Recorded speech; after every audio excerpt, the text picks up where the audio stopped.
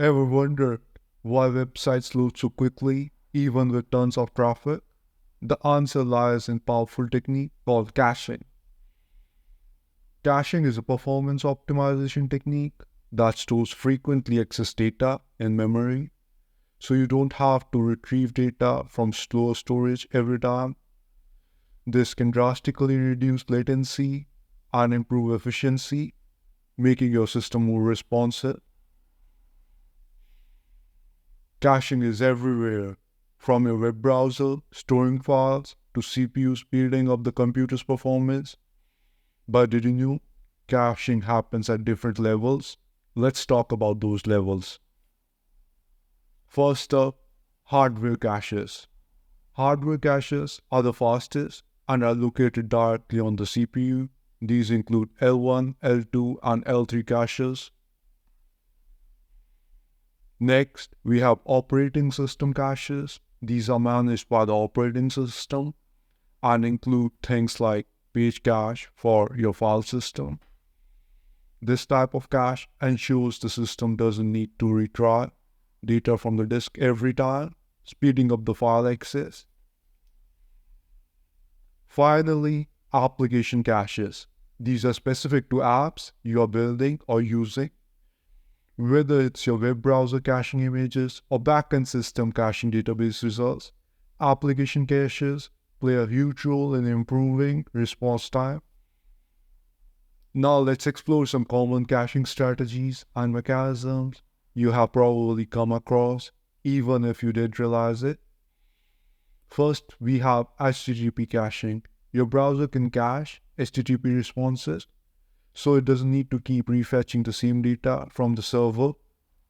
Then there's CDN caching. Content delivery network caches static content like images and videos close to users, reducing the load time.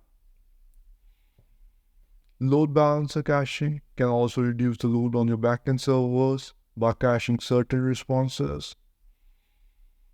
Other techniques include distributed caches like Redis, which can store data across multiple servers to boost performance, and database caches, which leverages buffer pools and materialized views to reduce access time.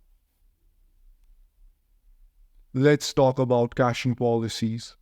First, the write-through policy, where data is written to both cache and the database at the same time.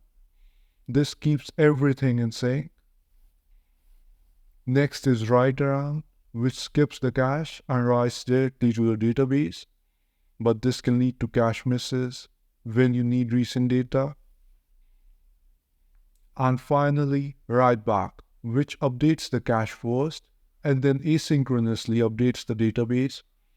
This can be great for performance, but if the cache crashes, data might be lost. Two popular caching tools you might have heard of are Redis and Memcached.